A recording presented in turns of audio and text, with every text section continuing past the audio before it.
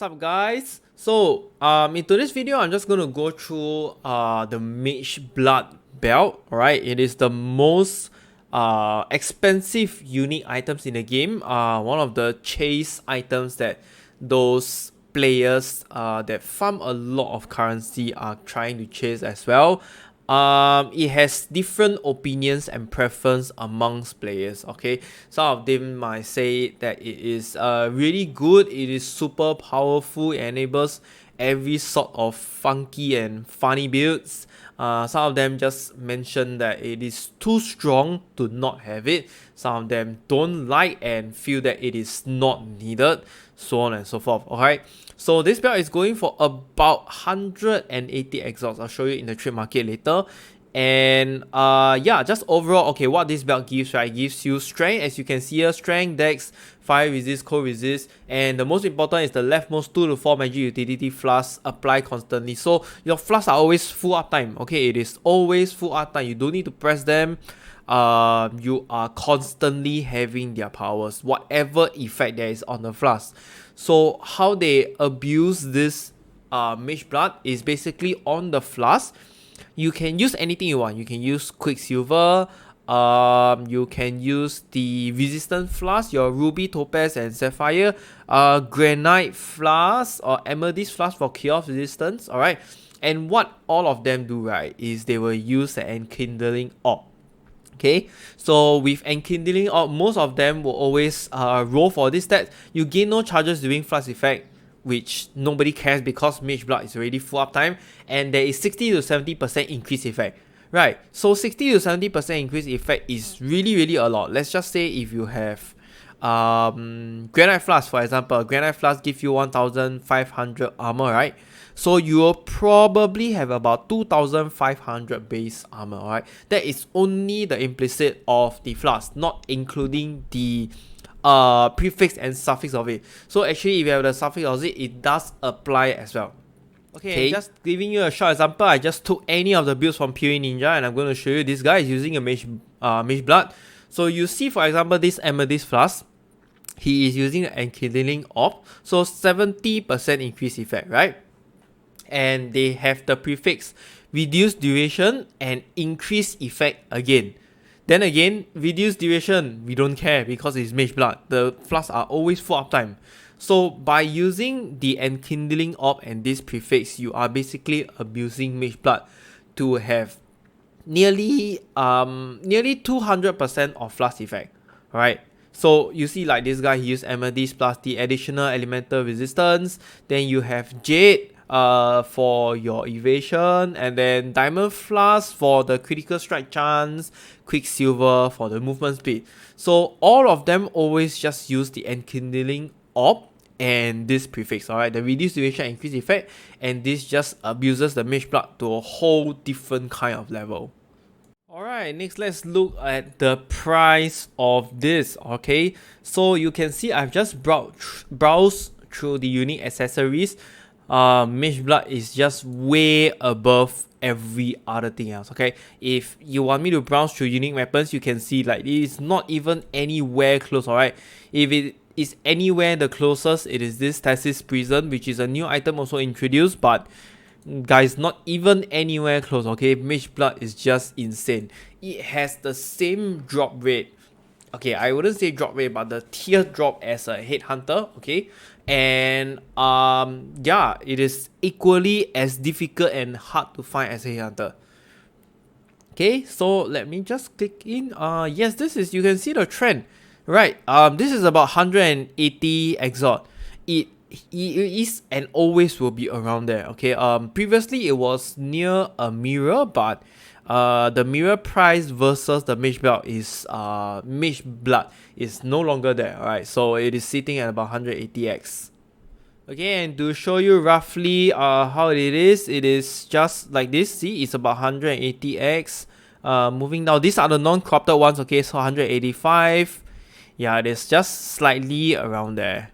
Okay, next I'm just going to show you a quick reference from POE Ninja. What are the builds that are using Mage Blood. Okay, you can see every single class is also at least using a Mage Blood.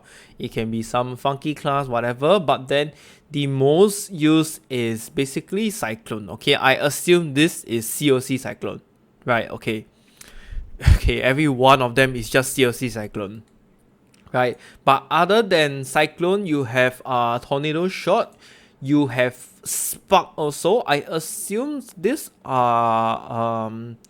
they should be aura stackers, right? Yeah, they are aura stackers, I think. Yes, they are aura stackers. Alright, so you can see aura stackers are also using it.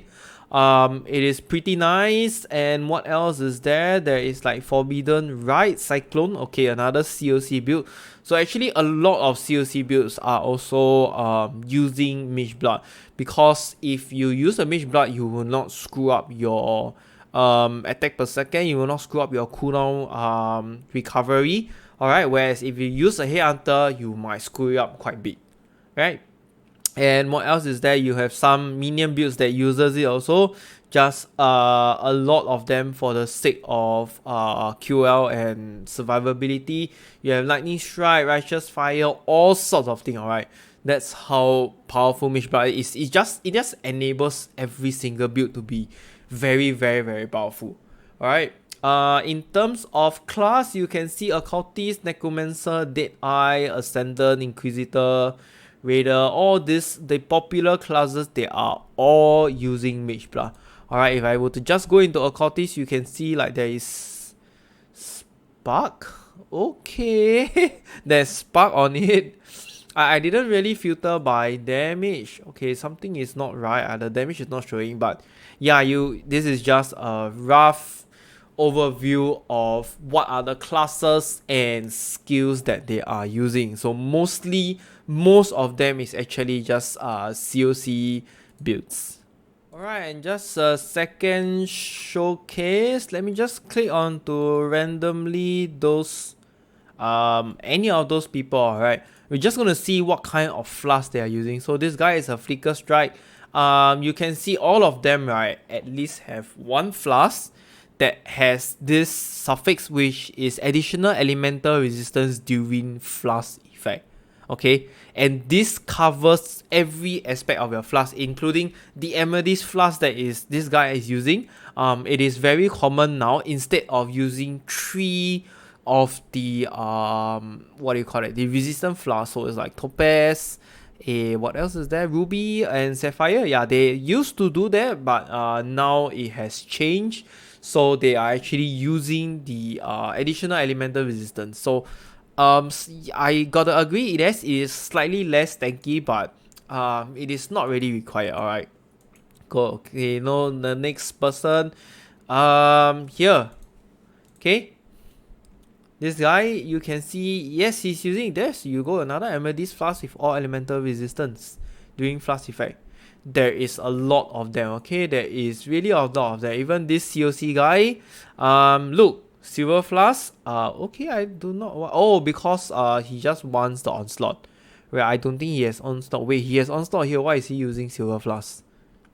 Okay, whatever. I mean, yeah, you see, most of them have the reduced duration, increased effect, blah blah blah. Right, there is none of them that is not using the all elemental resistance, and this right, this helps them to cover a lot of elemental resistance, which means their equipment, right, don't need to have a lot of the resistance. Okay, so let me just click another person now. Okay, let me just click here. Okay, I assume he's using the... okay, so there's a 40% elemental resistance during fly effect also. Let's just go through his item a quick one. Okay, you can see he doesn't have a lot of elemental resistance. He doesn't have a lot of resistance. Okay, the ring does not have. The boots does not have. The glove only has cold. And the helmet has lightning. Right, so Sharon's wrapping is lightning also. And Prism Guardian is all elemental resistance. Okay, so you can see just by using one flask and these few items, right, he basically just capped his resistance already. That is why the Mage Blood is also a very convenient way of capping your resistance nowadays.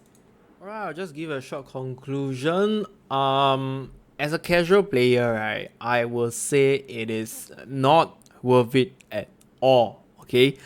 Yes, even though I got one myself, if you have seen my most recent video, that was by luck. But the amount of time you have to farm to invest to get a mage blood, if you're not in a party, right, it's gonna take super long. Okay, you cannot just see 180x alone by itself. You will need a decent build before that to start farming normally, alright, to farm at a better pace. Otherwise 1x per hour is gonna take you, I don't know, probably 1 month or even more, which is quite ridiculous. So yes, you have to build up your build first, probably around a high budget variant, and then before you start farming for this thing, and that takes even longer. Okay, so yes, with 180x, right, I can do so many things with it. I can make another 2 more builds. I can try some funky build that I really have not played before. It does enable a lot of funny stuffs, a lot of funny builds. You can try a lot of variant in your equipment. You can just go full DPS bonkers, whatever. Yes, it is very strong for sure, right? But in my own opinion, right, if you ask me whether it is a fun belt, alright, I will tell you it is not. It is just very strong. That's all. Full stop. It is just strong. Okay, so I will prefer to buy a headhunter rather than a mage belt, because the headhunter experience is way better, way fun. Like, you know, you can see yourself grow super big with Soul Eater. You can, if you are playing Cyclone, you can start seeing yourself spinning like some crazy guy. You have a lot of projectiles if you are playing Tornado Shot or all the projectile skills, right? You just go super fast with it. Super fast and super insane, and because of the changes of Arch Nemesis RAM mods, you are actually kind of like even more tankier now, alright? And this is something that the Mage Blood cannot give you, alright? It cannot give you. When you have a high amount of Headhunter stacks, you cannot compare it to a Mage Blood, alright? The Headhunter will be way better than the Mage Blood with a lot of stacks. Okay, it's just hard to explain to you the details of experience, but once you have tried it, which I did try it on my Cyclone COC, and I can tell you it's just very meh. I don't feel there is a need for it. Alright, the experience is the same. Yes, I do go a bit faster. I have a better DPS with it, but the difference is not really a lot. Alright, you don't need the belt to do like normal contents. You don't need the belt to do Uber contents. Even I think having like maybe 90x or 100x, I can also clear Uber contents quite easily. Like the Uber bosses and stuff like that. Right, so yeah, that is just my opinion.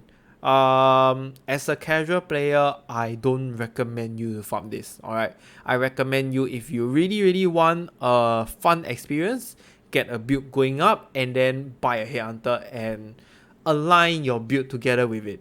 Right, that is my own opinion and my advice for it. Okay, that comes to the end of this video. So if you have any questions, do join the Discord and I will try to answer your questions. And if you like my video, do remember to hit the like and subscribe button. I will see you in the next one. Bye.